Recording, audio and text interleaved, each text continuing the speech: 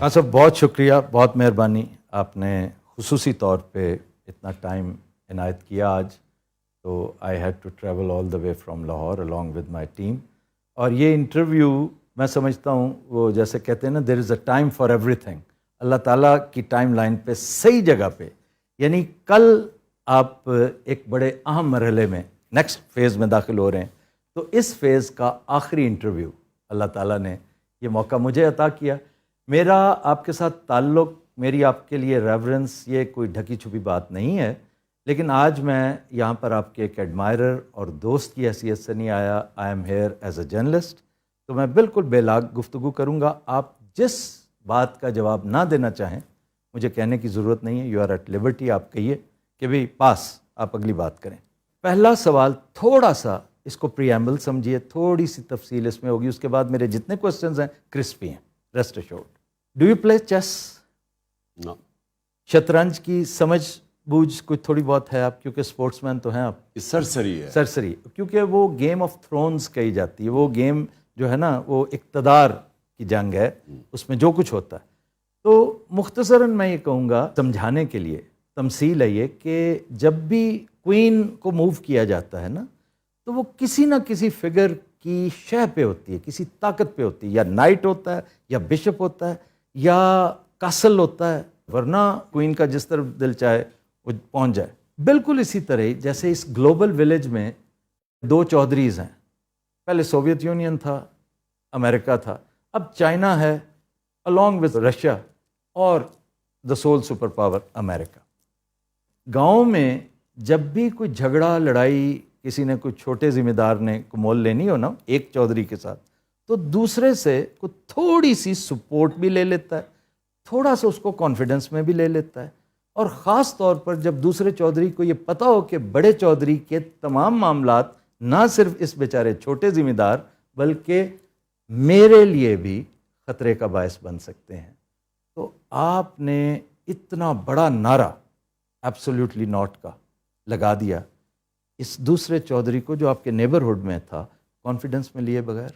मैंने 20 साल से, ये जो नारे की आप एब्सोल्युटली नॉट की बात कर रहे हैं, 20 साल से मैं ये कह रहा था कि हमें अमेरिका की जंग में शामिल नहीं होना चाहिए। हमारी जंग नहीं है। 9/11 में कोई पाकिस्तानी मुलव्वस नहीं थे, अलकायदा अफ़गानिस्तान में थी, तो पाकिस्तान का क्या लेना देना था। और मैंने ये भी कहा कि एक दफ़ा आपने 80 की दिहाई में ये कहा जनाब जहाद है फॉरेन ऑक्यूपेशन के ख़िलाफ़, जब सोवियट्स आए हुए थे अफ़गानिस्तान। अब आप कह रहे हैं कि अमरीकी वहाँ पहुँच गए, तो आप कह रहे हैं कि दहशतगर्दी है।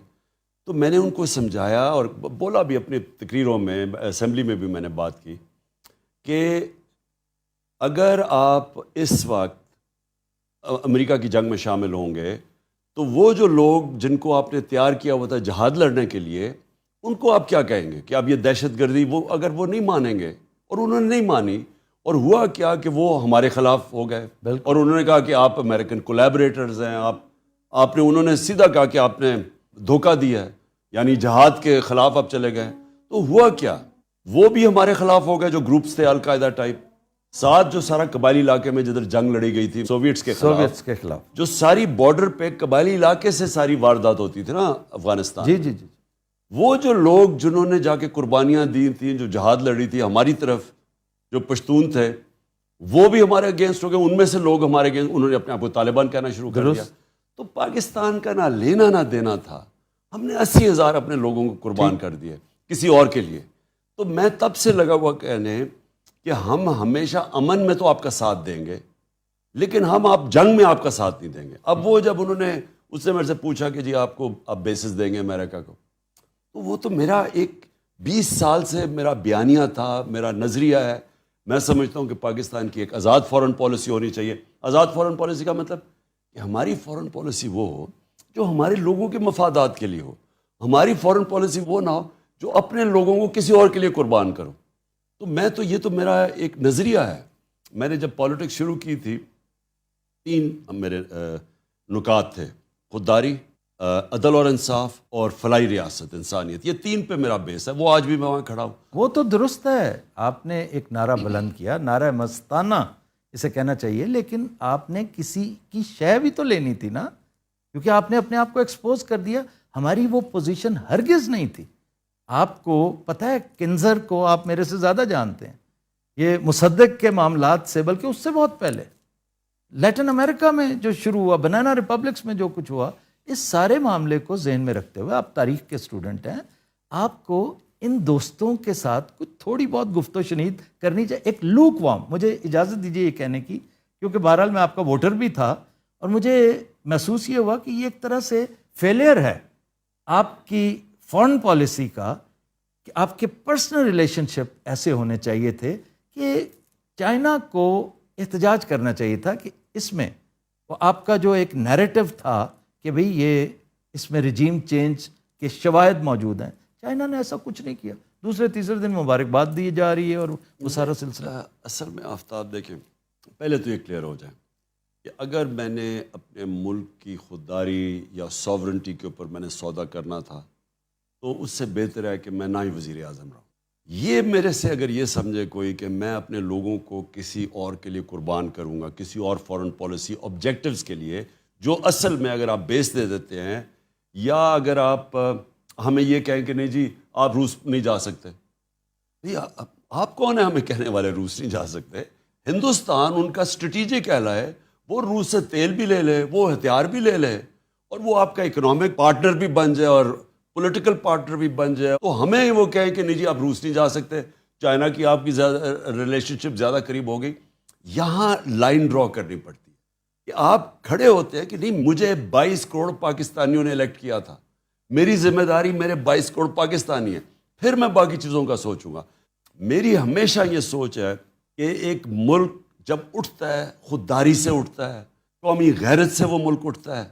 کبھی بھی جوتے پالش کر کے کوئی قوم آج تک اوپر نہیں اٹھا. خان صاحب اس معیشت کے ساتھ کیسی خودداری، کیسی غیرت، یہ سارے تو کلیشز لگتے ہیں. آپ انڈیا کی مثال دے رہے ہیں، انڈیا کی معیشت دیکھیے آج کہاں پہنچی ہوئی ہے. میری گزارش صرف یہ، کیا ہی اچھا ہوتا، آپ یہ بڑے خوش آئند اقدامات ہیں آپ کے، ہر پاکستانی آپ کو اپریشیٹ کرتا جو آپ کر رہے ہیں، ماں سوائے بیگرز کے، کہ ٹھیک ہے جناب آپ خودداری، مصلحت کوشی بڑی اچھی بات ہے، لیکن چائنا جو آپ کے بالکل ساتھ بیٹھا ہوا ہے، جس کی انسرکلمنٹ کے قصے بڑے ہواؤں میں لکھے جا چکے ہیں، آپ اس کو تو کانفیڈنس میں لیتے. دیکھیں لوک وارم ان کا آیا کہ نہیں، بس صرف اتنا بتا دیجئے. آفتاب میں آپ کو ایک بات، دیکھیں لوگ دعویٰ کرتے ہیں لا الہ الا اللہ، ہر مسلمان دعویٰ کرتا ہے، لیکن وہ بتوں کے سامنے جھک جاتا ہے.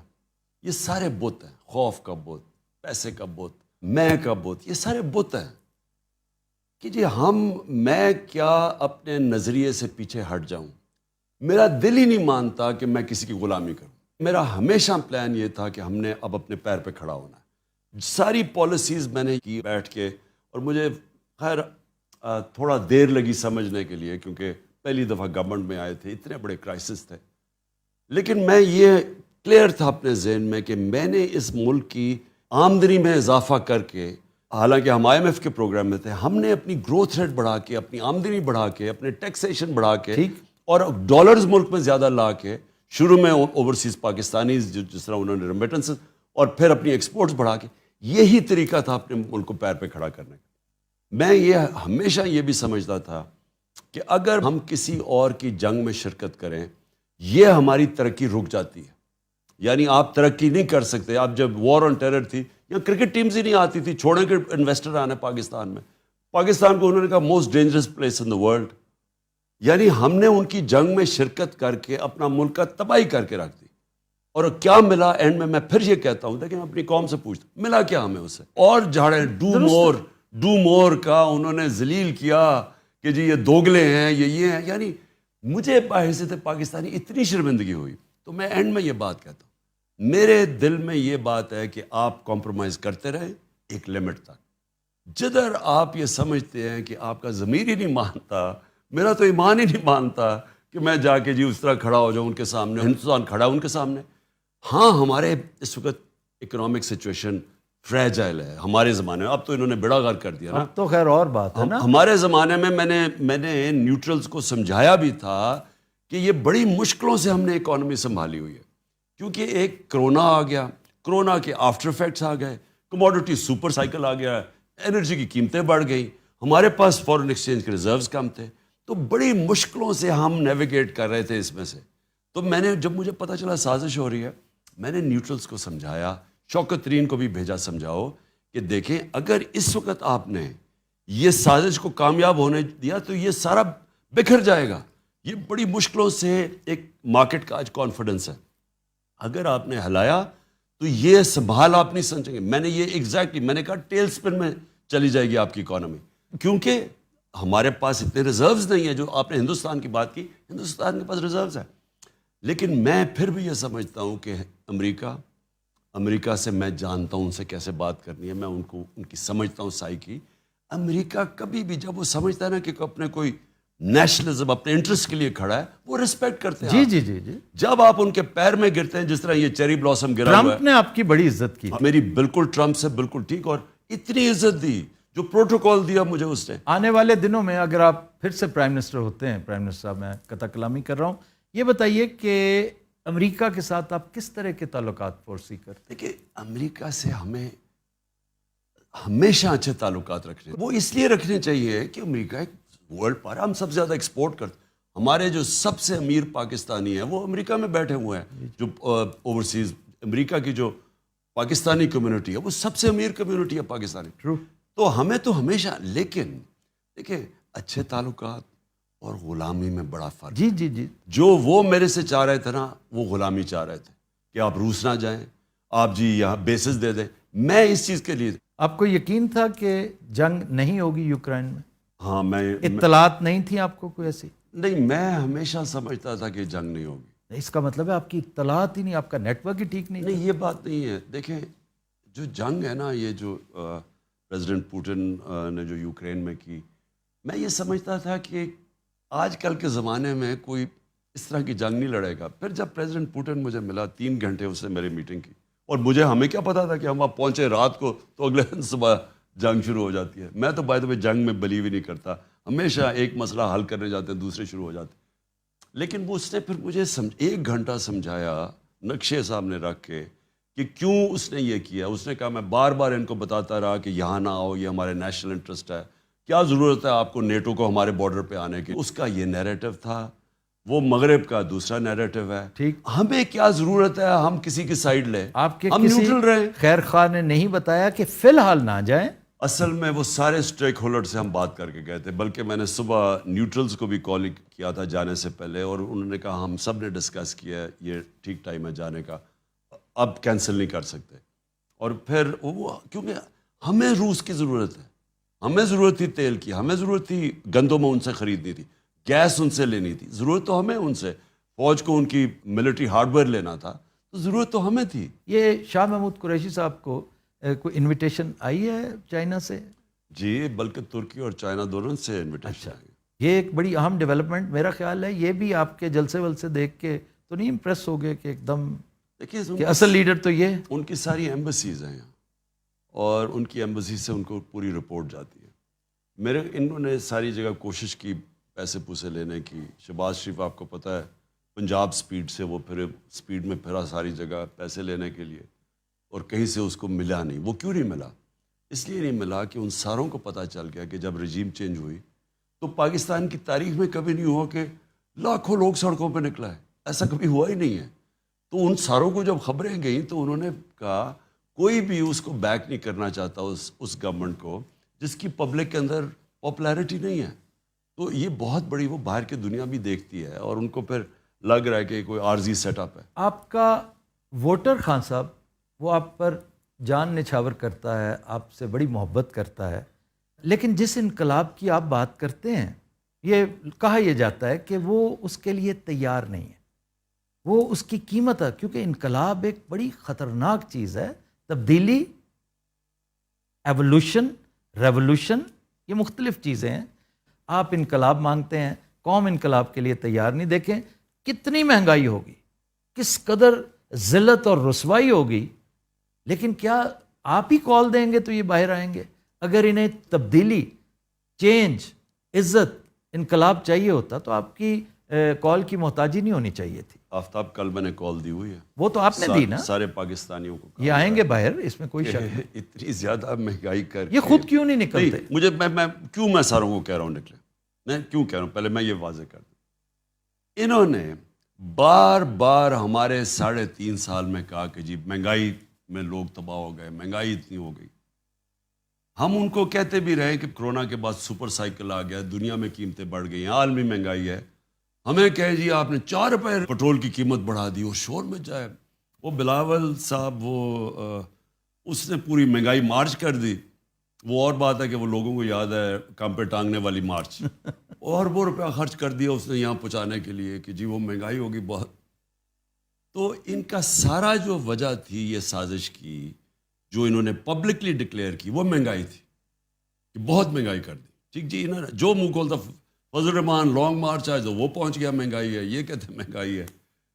تو اب جب ان کو حکومت ملی تو انہوں نے تو 2 مہینے میں وہ مہنگائی کر دی جو ہم نے 3.5 سال میں نہیں کی. تو بیچارے پھنس گئے. ہم نے 50 روپے ڈیزل بڑھایا تھا اپنے 3.5 سال میں, اور ہم نے 55 روپے پٹرول بڑھایا تھا. انہوں نے 85 روپے پٹرول بڑھا دیا اور 110 روپے ڈیزل بڑھا دی. اتنی مہنگائی 2 مہینے سے کم میں کبھی ہوئی نہیں پاکستان کی تاریخ میں. بجلی تقریباً دگنی کر دی, کوئی شک نہیں, سب کو پتہ. اچھا, اور ساری چیزیں مہنگی ہو گئی.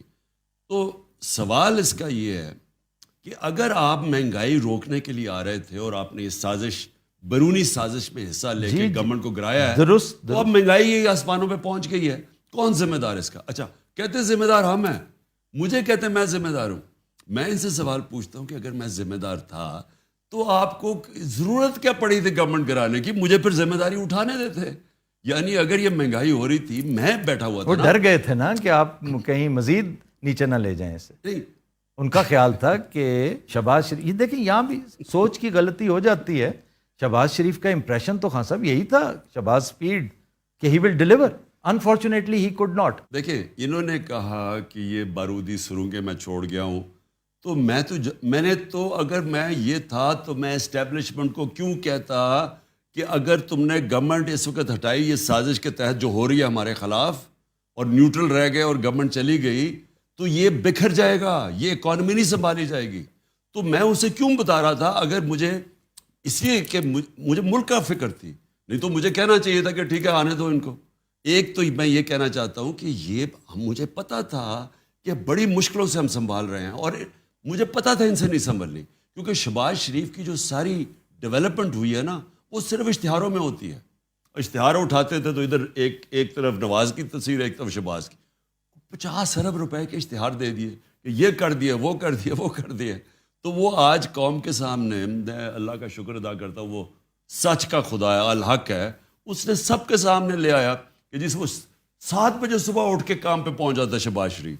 اب وہ 7 بجے اٹھ کے کام پہ پہنچنے سے اگر ملک ٹھیک ہو جاتا تو بسم اللہ, 7 بجے اٹھ جاتا. میرا مالی 6 بجے اٹھتا, صبح شروع ہو جاتا ہے کام کرنے. اگر یہی کرائیٹیرین ہے کہ اس نے ملک ٹھیک کرنا تھا, آج سارے اکنامک انڈیکیٹرز, آج پاکستان کی موڈیز نے ہمیں ڈاؤن گریڈ کر دیا نیگیٹو پہ.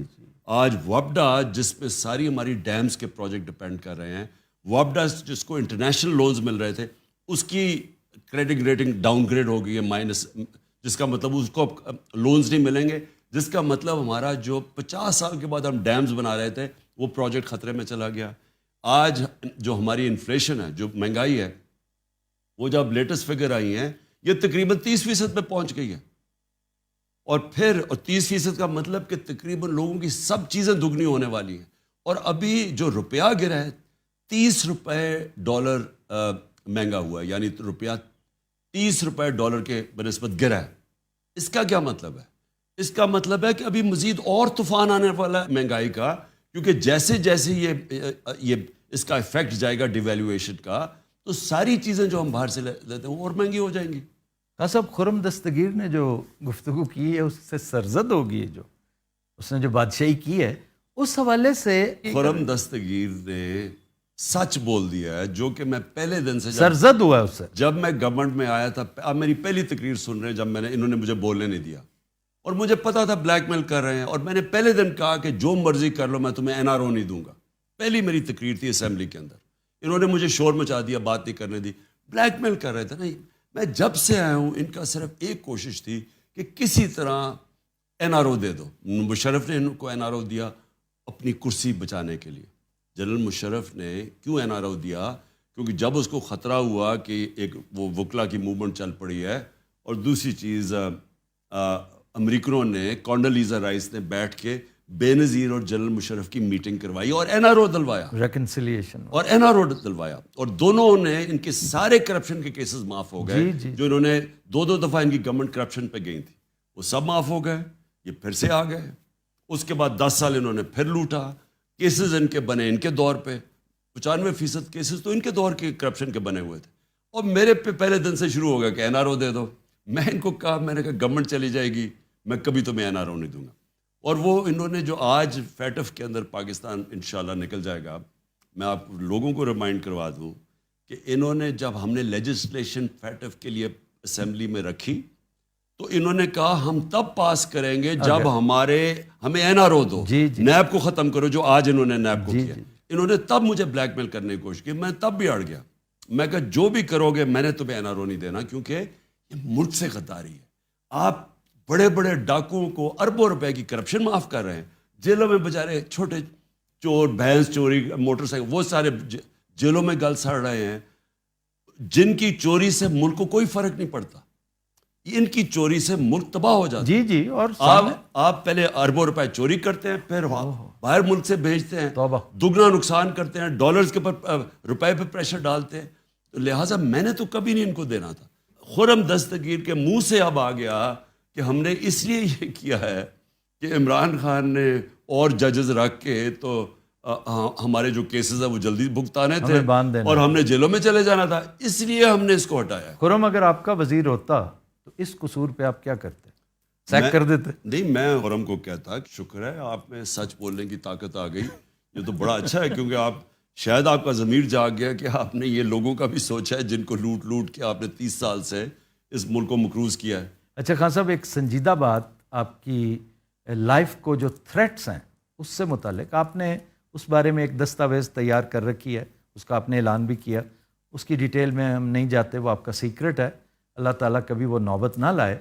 لیکن جوں یہ معاملات بڑھتے چلے جا رہے ہیں، بات بھی گمبھیر ہوتی چلی جا رہی ہے، کیونکہ آپ کی اسٹرینتھ میں اضافہ ہو رہا ہے، آپ کی اسٹرینتھ میں اضافہ ہوگا تو تھریٹ میں بھی اضافہ ہوگا، تو آپ نے کوئی میجرز ایسے لیے؟ کیونکہ میں نے دیکھا ہے، میں ایک زمانے میں کرائم رپورٹر بھی ہوتا تھا، میں ان چیزوں کو بہت غور سے دیکھا کرتا تھا کہ آپ ویسٹ بھی نہیں پہنتے، ہمیشہ نہیں پہنتے، کبھی کبھی پہنتے ہیں، نظر آ رہی ہوتی ہے، ہونا یہ چاہیے کہ آپ کی نظر ہی نہ آئے۔ نمبر 2، آپ موٹاپا نظر آ رہا ہوگا، پہنتا نہیں ہوں۔ اچھا، نہیں، آپ کو پہننی چاہیے، آپ شیشے کا استعمال نہیں کرتے، شیلڈ کا، وہ بھی آپ کو کرنا چاہیے۔ تو میں یہ بلکہ پوچھ رہا ہوں، یوں سمجھ لیجئے انڈائریکٹلی آپ کا سیکیورٹی آڈٹ ہو رہا ہے کہ آپ کا وہ جو بنکر نما آپ کا ایک ٹریلر ہے وہ بھی بام پروف ہونا چاہیے۔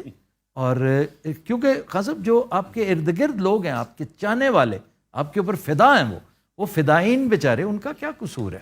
آپ تو بے خوف ہیں، لیکن میئرز لینے میں تو کوئی حرج نہیں۔ دیکھیں آفتاب، جن لوگوں نے پوری سازش کی تھی اور ہٹایا تھا مجھے، وہ یہ سمجھ رہے تھے کہ جیسی ہٹایا تو یہ مٹھائیاں بنٹیں گی، پورے ان کا تھا کہ ماحول تو بنایا ہوا تھا کہ ملک تباہ ہو گیا۔ یہ وہ اور بات ہے کہ اکنامک، پاکستان کی اکنامک سروے کی جو فگرز آئی ہیں اس میں اس طرح کی پرفارمنس 30 سال میں کسی گورنمنٹ کی نہیں ہوئی، آخری 2 سال میں جو ہماری تھی، اس کے کہ یہاں کرونا بھی ہوا، یہاں سارے چیلنجز ہوئے، یہاں انٹرنیشنل پرائسز بڑھے، تو سب کے باوجود آخری 2 سال میں جو پرفارمنس تھی، تو انہوں نے پورا ماحول بنایا ہوا تھا کہ جی تباہ ہو گیا ملک اور یہ نااہل ہے اور وغیرہ وغیرہ۔ وہ یہ سمجھ رہے تھے کہ جیسی میں مجھے ہٹائیں گے تو یہاں لوگ مٹھائیاں بانٹیں گے۔ جب بھی ان کی گورنمنٹ جاتی ہے، بے نظیر اور نواز کی جو 90s میں اور اب بھی، تو لوگ خوشیاں مناتے ہیں۔ جب پبلک نکل آئی اور پبلک انہوں نے دیکھا کہ پبلک ساتھ کھڑی ہے، پھر جلسے، تاریخی جلسے ہوئے، پبلک آ گئی اس میں، تو تب ایک پلان بنا بی، اور مجھے پتہ چل گیا، وہ بند کمرے میں فیصلہ کیا گیا کہ اب اس کو فارغ کیا جائے۔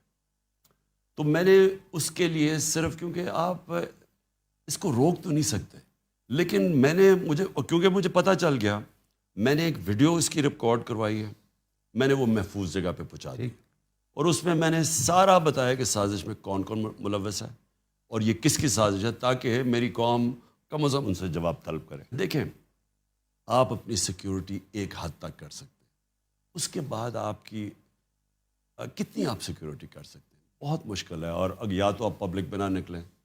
ابھی ہمارے الیکشنز ہو رہے ہیں, ہم نے یہ بائی الیکشنز ہیں پنجاب میں, اس میں شرکت کروں گا, اور پبلک پہ تو نکلنا پڑتا ہے. ایک حد تک آپ پوری کوشش کرتے ہیں اپنے آپ کو سیکیور کرنے کی. اس کے بعد تو میرا پورا اللہ پہ ایمان ہے کہ وہ جو فیصلہ تو آخر میں اس کا ہے. درست. تو وہ جو ایمان اتنا مضبوط ہے کہ جب ٹائم آئے گا تو وہ جانے کے 100 طریقے اللہ کے پاس. بالکل درست ہے. وہ جس حد تک آپ خود کہہ رہے ہیں نا کہ ایک حد تک ہو سکتی ہے, اس حد تک تو آپ اڈاپٹ کریں. ابھی آپ کہہ رہے ہیں میں ویسٹ بھی نہیں پہنتا, وہ مہربانی کر لیا کریں. چلیں, ویسٹ پرانے زمانے کی چیزیں ہیں, ایسی چیزیں ہیں. وہ مجھے یاد ہے, وہ حریری جب لیبنان کا پرائم منسٹر تھا تو اس نے کوئی $60 ملین کی گاڑی منگوائی تھی, بوم پروف اور پتہ نہیں کیا. 60 ملین اسپیشلی بنی ہوئی تھی اس کی, بالکل اس کو سیکیور کرنے کے لیے. تو وہ جب وہ مرا تو وہ 13ویں فلور پہ ملی تھی گاڑی اس کی, وہ کسی اپارٹمنٹ بلڈنگ میں. تو وہ آپ روک نہیں سکتے. اچھا جی, ہر پارٹی میں, ہر ڈائنیسٹی میں ایک سکسیشن پلان ہوتا ہے. اب دیکھیں, نواز شریف خود یہاں پہ نہیں ہیں, ان کی صاحبزادی سارے معاملات کو دیکھ رہی ہیں سیاست کے حوالے سے. شہباز شریف کی ایک پوری ہے ترتیب. اسی طرح زرداری صاحب کا معاملہ ہے. آپ نے اپنے جانشین مقرر کیے ہیں یا وہ بھی کسی ٹیپ پہ ہیں یا کسی دستاویز میں ہیں؟ کیونکہ آپ کی ڈائنیسٹی تو ہے کوئی نہیں, نہ آپ اس پہ یقین رکھتے ہیں, تو پھر کچھ نہ کچھ تو ہوگا نا, ایک پلان. آفتاب دیکھیں, اس ملک کی جو جمہوریت کیوں نہیں بنی, کیوں نہیں چلی جمہوریت؟ یہ جمہوری پارٹیز 60 سال, پچھلے 62 سال میں آدھا فوجیوں نے حکومت کی ہے, آدھا ان دو خاندان نے کی ہے. تو کیوں نہیں ہماری جمہوریت کیوں نہیں آگے بڑھی؟ جمہوریت کا, ڈیموکریسی کا مطلب ہی میرٹوکریسی ہے. جمہوریت اور بادشاہت میں فرق یہ ہے کہ جمہوریت کے اندر جو اوپر لیڈرشپ آتی ہے وہ میرٹ پہ آتی ہے, بادشاہت میں خون کے اوپر آتی ہے. اس لیے بادشاہت پیچھے رہ گئی, جمہوریت آگے نکل گئی. اب یہاں کیا ہوا ہے, یہاں یہ 2 خاندانوں نے پکڑ لیا ہے, پچھلے 30 سال سے بیٹھے ہوئے اوپر. اب یہ کرتے کیا ہیں, انہوں نے اپنے بچے تیار کر دیے. ٹھیک. ان بچوں کی اہلیت ہے یا نہیں ہے؟ پہلے تو ان کی اہلیت نہیں تھی, ان کو بھی نواز شریف کو لے کے آیا وہ جنرل جیلانی, وہ اس کو لے کے آیا. کوئی اہلیت تو تھی نہیں اس کی, اس لیے ابھی تک بھی لیڈر نہیں بنا, ابھی بھی پرچیاں پکڑی ہوئی ہوتی ہیں. اور جو دوسرا ہے وہ ذوالفقار علی بھٹو کی فیملی ہے. اب ان کی کتنی اہلیت ہے؟ اوپر سے زرداری نے ہائی جیک کر دیا, اس نے اپنے بیٹے کو بنا دیا. تو ان کی کیا اہلیت ہے؟ مثلا کیا مقابلہ کر سکتی تھی مثلا مریم کا, میں کہوں کہ کیا وہ مقابلہ کر سکتی ہے چودھری نثار کا, جیسا 30 سال کی اس کی سروس تھی؟ کیا اعتزاز احسن کا مقابلہ کر سکتا ہے بلاول, جو کہ بڑا منجے ہوئے؟ یعنی میرٹ پہ تو ان کو آنا چاہیے تھا. تو انہوں نے اپنے خاندانوں کو کر کے ان کی پارٹیز ختم کر دی ہیں. آج پیپلز پارٹی ایک چھوٹی سی پارٹی رہ گئی انٹیریئر سندھ کی, اور اگر انٹیریئر سندھ میں فری اینڈ فیئر الیکشنز ہو, جو یہ کرنے نہیں دیتے, خوف ہے وہاں, لوگوں کو ڈراتے ہیں, جھوٹے کیسز, خوف ہے. آپ نے چیلنج کر رکھا ہے؟ میں انشاءاللہ سندھ میں سندھ میں جا کے کیمپین کروں گا. میں آپ کو آفتاب لکھ کے دوں گا کہ میں اس کو شکست دوں گا وہاں, کیونکہ یہ صرف خوف ہے. جیسے لوگوں کا خوف ٹوٹے گا, اس کو وہ ان کو نفرت کرتے ہیں ان لوگوں سے. ادھر بیٹھ گئی ہے ان کی شریفوں کی پارٹی, یہ رہ گئی سینٹرل. آپ تو لکی ہیں کہ آپ کو یہ خاندانی, یہ مروسی سیاست نہیں کرنی پڑ رہی, تو کوئی ایک ترتیب آپ نے بھی وضع کی ہے. تو میں پہلے کہہ دوں نا کہ یہ ان کی خاندانی پارٹیز نے اپنی پارٹیز بھی سکڑ گئی ہیں, ملک میں جمہوریت بھی ڈیولپ نہیں. میرا جو پوری کوشش ہے کہ ابھی الیکشنز جیسی جنرل الیکشنز ہو جائیں, میں نے انشاءاللہ پوری تیاری کر کے ایک صحیح الیکشن کروانا ہے پارٹی میں. ٹھیک. اور جب پارٹی میں, اب کیونکہ ہم نے پہلا الیکشن ٹرائی کیا, وہ اتنا پہلی دفعہ کسی پارٹی نے اتنا بڑا الیکشن کیا, وہ صحیح نہیں ہوا. دوسرا ہم کرنے لگے تھے, وہ بیچ میں رہ گیا وہ. اب جو الیکشن, اب جو ہم نے اپنی ایکسپیرئنس سے سیکھا ہے, یہ جو اب الیکشن ہوگا, یہ اصل میں اس پارٹی کی لیڈرشپ اوپر لے کے آئے گا. میں ابھی بھی ہماری پارٹی میں ISF جو ہماری تھی, اس سے لیڈرشپ آ رہی ہے. اب مراد سعید ادھر سے اوپر آیا ہے, وہ شاہد خٹک وہ ادھر سے اوپر آیا ہے. جیسے جیسے ISF اور نیچے سے الیکٹڈ لیڈرشپ آتی رہے گی, خود ہی ہماری پارٹی ممبرز فیصلہ کریں گے کہ میرے بعد کون ہے. نہیں, آپ بھی تو دیکھیں نا, آپ کی حیثیت ایک فادر فگر کی بھی ہے کہ آپ ایک لسٹ بنا کے اپنی ہائرارکی وہ نہیں دیں گے. آفتاب دیکھیں, جو نومینیشن ہے نا, وہ آبجیکٹو ہوتی ہے, وہ ایک پرسن لائک کے اوپر آ جاتی ہے. میں غلط بھی ہو سکتا ہوں, لیکن جب آپ ایک صحیح معنی میں الیکشنز کر کے باڈیز اوپر لے کے آتے ہیں, تو وہ پھر آپ کی اصل تو قیادت آتی ہے جب وہ ایک پارٹی کی ممبرشپ اس کے پیچھے کھڑی ہو. آپ مردم شناسی کے حوالے سے بڑے معصوم سمجھے جاتے ہیں اور آپ اس کا برملا اظہار بھی کرتے ہیں, اپنی والدہ صاحبہ کا ریفرنس بھی دیتے ہیں. تو یہ تو بہت بڑی فی زمانہ جو سیاست ہے اس میں بہت بڑی ڈس ایڈوانٹیج ہے. تو آپ 10 میں سے کیا ریٹنگ کریں گے اپنے آپ کو؟ 7, 5, 4؟ دیکھیں آفتاب, میں صرف لوگوں کو یہ بتا دوں کہ میری والدہ نا جب میں بڑا ہو رہا تھا ہمیشہ مجھے میری بہنوں کے سامنے کہتی تھی کہ مجھے اس کی بڑی فکر ہے, یہ جی آپ نے کہا یہ انٹرویو بڑا میں. سیدھا ہے, یہ لوگوں کی بات مان, اور میں ٹرسٹ کرتا, ہمیشہ لوگوں کو ٹرسٹ کرتا. اگر مجھے کوئی چیز کہتا تھا کوئی, تو یا تو خیر واضح ہو جائے نا کہ دو نمبر ہے, لیکن عموماً میں ٹرسٹ کرتا ہوں کہ ہاں ٹھیک ہے, یہ جو کہہ رہا ہے وہ سچ ہی ہوگا. اور یہ میں اپنی والدہ کو بھی کہتا رہتا جب تک وہ زندہ تھی. میں نے کہا مجھے کیا فرق پڑتا ہے, میں کرکٹ کھیلتا تھا, کوئی اگر کسی نے دھوکہ بھی دے دیا کچھ تو مجھے کیا فرق پڑتا. لیکن جو 3.5 سال میں نے پاور میں رہا ہوں, سفر کیا آپ نے بہت زیادہ. میں سمجھتا ہوں کہ یہ پہلی دفعہ میں نے ریئلائز کیا کہ بہت بڑی کمزوری ہے آپ کی. یس. جب آپ لوگوں کو ٹرسٹ کر دیتے ہیں نا, دیکھیں اس میں تو پہلے تو مجھے نقصان ہوتا تھا نا, لیکن اس میں ملک کو نقصان ہوتا ہے. ٹھیک. لہٰذا جو میں نے 3.5 سال میں سیکھا ہے, یعنی میں نے اپنی زندگی میں نہیں سیکھا جو ان 3.5 سال میں سیکھا. آپ نے کوئی اس کا سدباب بھی کیا ہے کہ نہیں؟ کوئی مردم شناسی کے لیے کوئی چھوٹا سا ہلکا احباب بنائیے, کیونکہ آپ کی معصومیت سے ناجائز فائدہ تو لوگ اٹھاتے رہیں گے, اور آپ ان 2 سالوں میں چالاکی وہ نہیں سیکھ سکتے, وہ آپ کے اندر نہیں ہے. نہیں, چلاکی تو نہیں سیکھ سکتا, لیکن آفتاب میں آپ کو ایک بات بتاؤں کہ پہلے جو ہوتا تھا نا, میں بڑی, یا تو مجھے کوئی کنونس ہو جانا کہ یہ 2 نمبر آدمی ہے, لیکن میں فیصلے کر لیتا تھا. اب میں نے ایک سسٹم اپنے ذہن میں بنایا ہوا ہے کہ میں نے جب تک مجھے ویریفیکیشن, ایک انگریزی کا ورڈ ہے ڈیو ڈیلیجنس, جب تک وہ میں نہیں کروں گا میں اب فیصلہ نہیں کرتا. یہ آپ نے شوکت ترین سے لیا ہوگا, کیونکہ بینکرز ڈیو ڈیلیجنس ضرور کرتے ہیں. نہیں, جو پوزیشن جب آپ پرائم منسٹر یا منسٹر بن جاتے ہیں تو آپ کو ضرور کرنی چاہیے, کیونکہ نقصان آپ کو نہیں ہوتا, آپ اپنے ادارے اپنے ملک کو نقصان پہنچاتے ہیں. اچھا, آن اے لائٹر نوٹ, لوگ جو آپ کے کرٹکس ہیں, جو پسند بھی کرتے ہیں نہ چاہتے ہوئے بھی, شاید آپ کے ووٹرز بھی ہوں, وہ کہتے ہیں کہ آپ کے اندر وائٹامن آئی بہت ہے, تو اس کی کیا وجہ ہے؟ اس کا مطلب کیا ہے؟ اس کا مطلب کیا تکبر ہے؟ جی, کہ آپ مطلب ہے کہ اپنے آپ کو ہمیشہ, جیسے پہلے کہا جاتا تھا کہ جس میں اب میں واضح تبدیلی دیکھ رہا ہوں, میں خود کہا کرتا تھا کہ خان صاحب میں وہ جو ایک ڈیوائن رائٹ والی بات ہے نا, کہ وہ کہتے ہیں نہیں جناب, میں اگر بہت اعلیٰ کرکٹر ہوں یہ میرا ڈیوائن رائٹ تھا, میں اگر شہزادہ ہوں کرکٹ کا یہ میرا ڈیوائن رائٹ تھا, میں اگر سب سے زیادہ پاپولر پالیٹیشین اور پرائم منسٹر ہوں یہ میرا ڈیوائن رائٹ ہے. تو اس لیے آپ کے بارے میں لوگ کہتے ہیں کہ آپ آئی ایم دا ون, تو وہ زیادہ آپ کے ہاں. آفتاب میں آپ کو بتاؤں, یہ آئی کس میں آتا ہے؟ یہ ایکچولی ڈیوائن رائٹ والوں پہ آتا ہے, کہ جو سمجھتے ہیں کہ میں جی کیونکہ میں نواز شریف کی بیٹی ہوں تو میرا ڈیوائن رائٹ ہے, اور میں اپنے آپ کو سمجھتی ہوں کہ مجھے کسی کی ضرورت ہے مجھے سے پوچھنے کے لیے کہ پیسے کدھر سے آئے, کیونکہ میرا تو ڈیوائن رائٹ ہے. یا وہ بلاول, اس نے کہا کہ اگر نیب نے کسی چیز پہ بلایا, کہتا کہ اگر مجھے نیب بلائے گی تو میں یہ کر دوں گا. یہ ڈیوائن رائٹ ہے.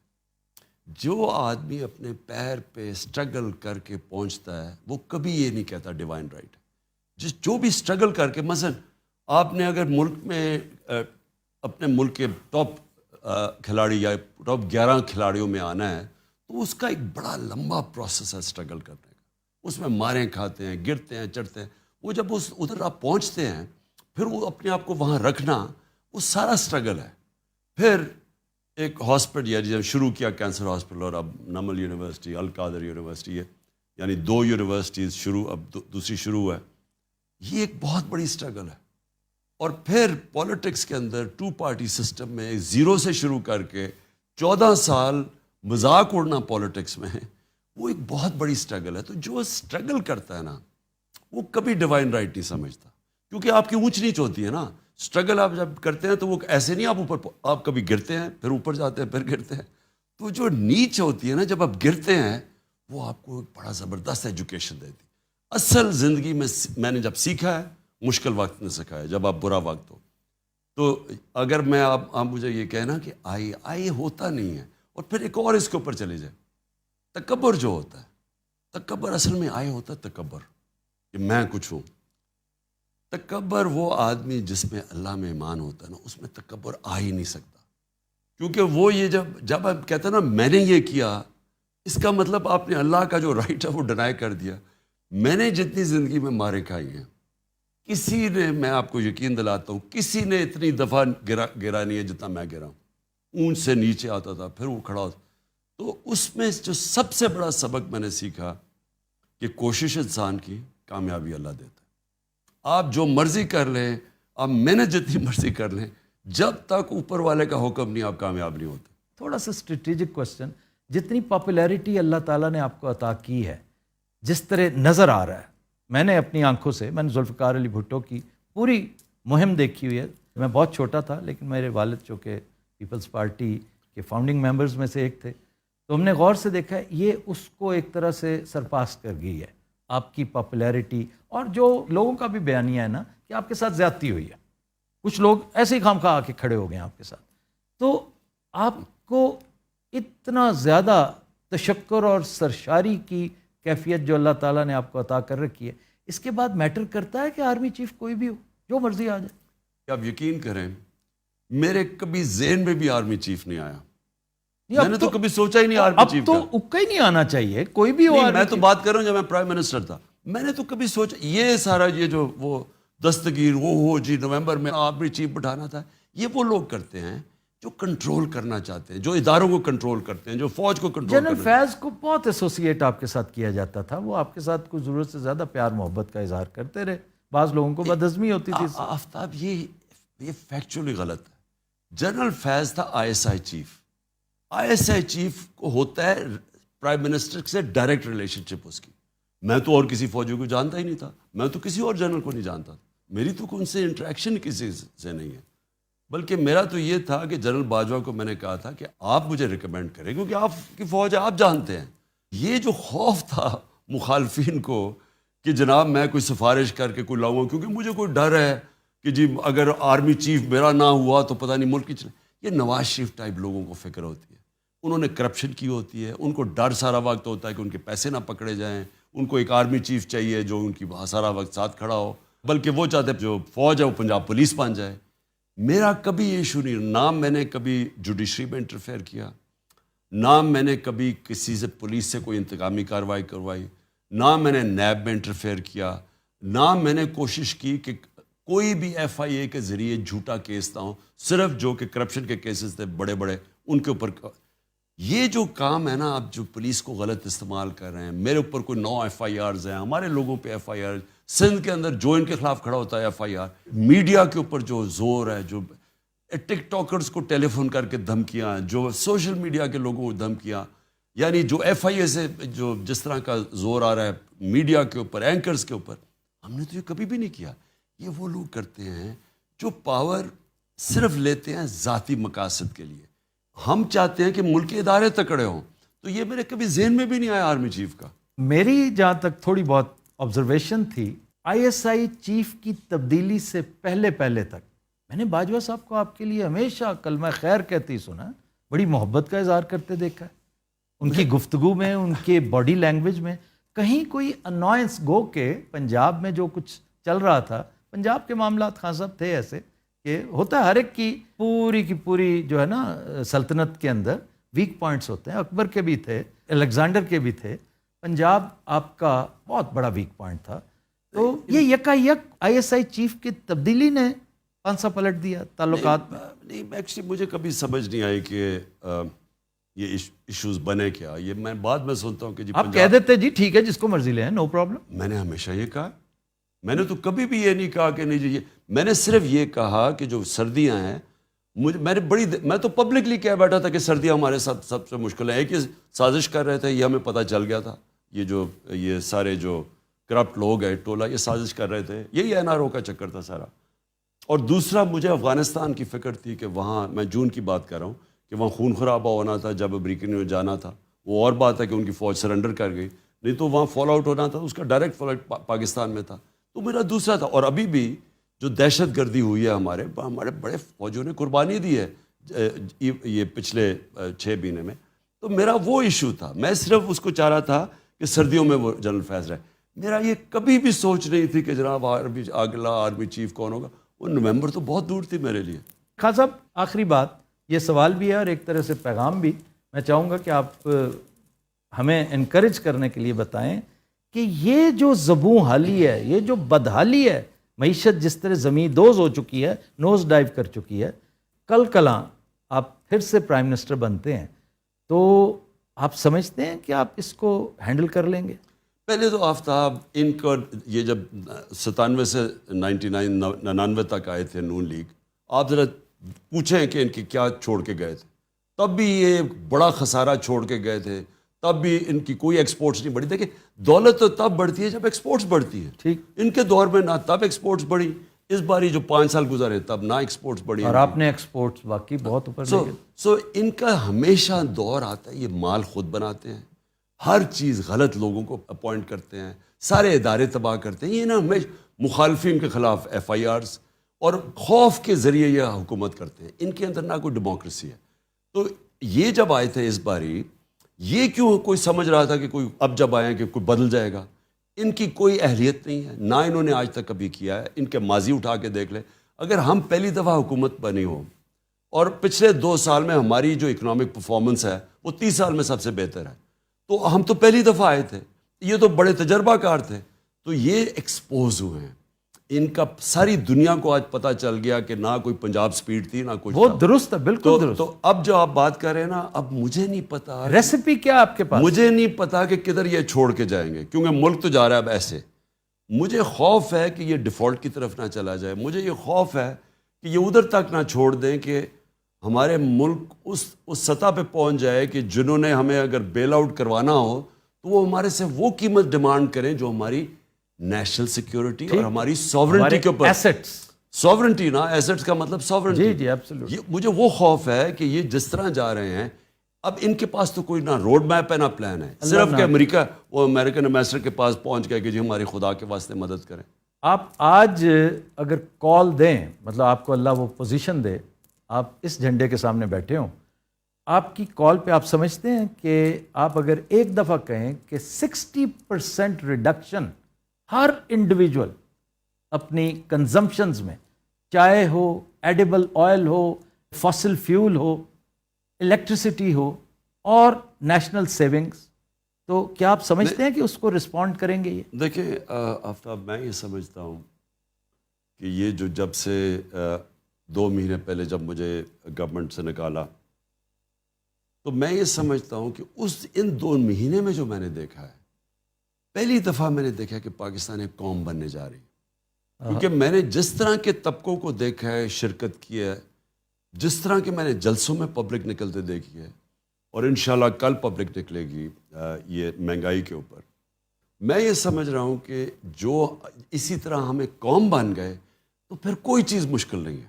جب آپ قوم بن جاتے ہیں نا، تو جرمنی اور جاپان تباہ ہوئے ملک، ایک بلڈنگ نہیں کھڑی تھی اور وہ 10 سال پہ پھر کھڑے ہو گئے. قوم تو بنا دی آپ نے. نہیں، وہ قوم وہ ہوتا تب ہے جب آپ قوم بن جاتے ہیں. اور مجھے لگ رہا ہے کہ اللہ کا خاص کوئی کرم ہوا ہے اس مشکل وقت میں کہ ہم ایک وہ قوم بننے جا رہے ہیں جو پھر آخر میں یہی جو آپ نے باتیں کی، ہم سب سے پہلے تو بیرون ملک پاکستانی، ان کو جب ہم کہیں گے کہ آپ اپنا پیسہ پاکستان میں رکھیں، اصل مسئلہ تو ڈالرز کا ہے نا، وہ اگر ہمارے ان کو ہم اٹریکٹ کریں، اور وہ سب سے زیادہ محب وطن پاکستانی ہیں، وہ اگر یہاں اپنے ڈالرز لے آئیں ایک عرصے تک، جب تک ہم اپنے پیر پہ کھڑے ہو جائیں، اور پھر ہم ساری چیزیں کہہ سکتے ہیں کہ آج مجھے تو پانی کا بھی مشکل لگ رہا ہے، پانی کی بھی ہم کیسے کنزرو کریں، ہم اپنی بجلی کنزرو کریں. ہم اگر ہمارے پاس مشکل وقت ہے تو ہم اپنا پٹرول اور ڈیزل کنزرو کریں. یعنی یہ قوم کر سکتی ہے. خان صاحب بہت شکریہ، بڑی مہربانی، بہت دلچسپ، بڑی مزیدار گفتگو تھی. آپ نے اتنا قیمتی وقت نکالا، اور مجھے یقین ہے کہ ہمارے ویورز کو بھی اس گفتگو سے بہت لطف آیا ہوگا. Thank you very much.